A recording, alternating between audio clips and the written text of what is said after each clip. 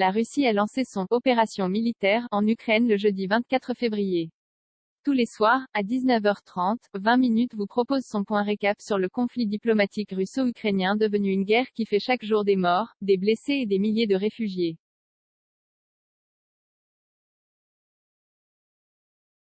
Qui a fait quoi, qui a dit quoi, et qui soutient qui et pourquoi? Vous saurez tout sur l'avancée des négociations et sur les événements de cette crise qui secoue la Russie, l'Ukraine, l'Europe ou encore les États-Unis.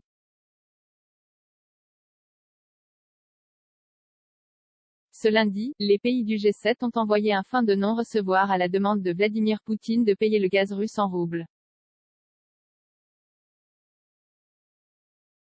Sur le terrain, les positions russes s'enlisent tandis que Kiev s'octroie quelques premières victoires.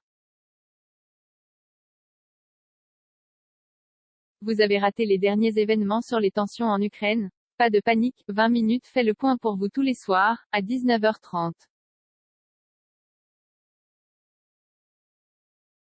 Qui a fait quoi? Qui a dit quoi? Où en sommes-nous? La réponse ci-dessous. L'info du jour: Vladimir Poutine souhaitait forcer les pays occidentaux à payer le gaz russe en roubles. Mais les pays du G7 estiment ce lundi que cette demande n'est pas acceptable, et montrent que le président russe se retrouve dos au mur, a déclaré le ministre allemand de l'économie Robert Habeck.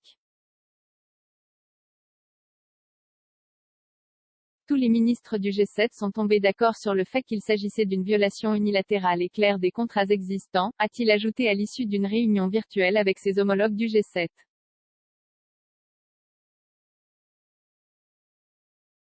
C'est donc une fin de non-recevoir pour le dirigeant russe qui espérait peut-être amortir la dépréciation de sa monnaie.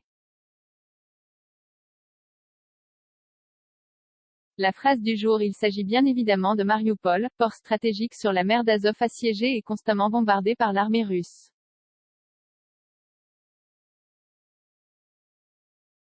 La population se bat pour survivre. La situation humanitaire est catastrophique, a ajouté le ministère ukrainien des Affaires étrangères.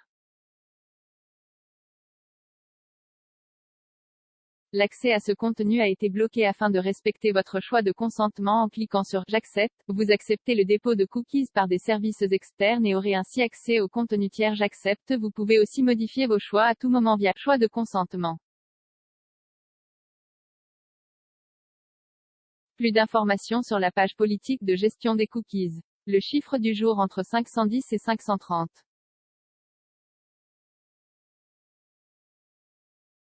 Il s'agit de l'estimation du nombre de soldats russes tués, chaque jour, sur le terrain de la guerre en Ukraine d'après le conseiller du président Volodymyr Zelensky, Mikhail Podolyak.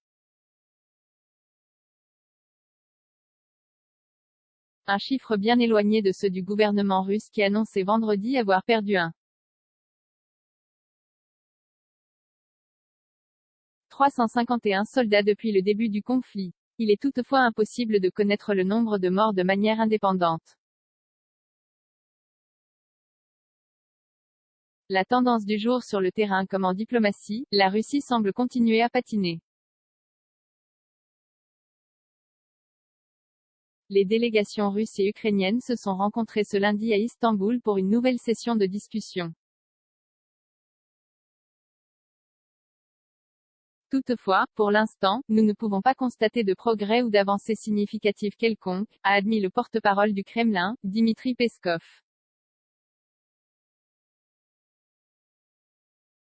Côté militaire, d'après le ministère de la Défense britannique, il n'y a eu aucun changement significatif dans les dispositions des soldats russes dans les dernières 24 heures.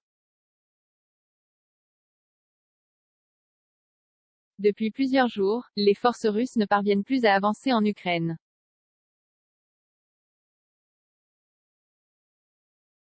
De leur côté, les troupes ukrainiennes célèbrent une victoire à Irpin, dans l'oblast de Kiev.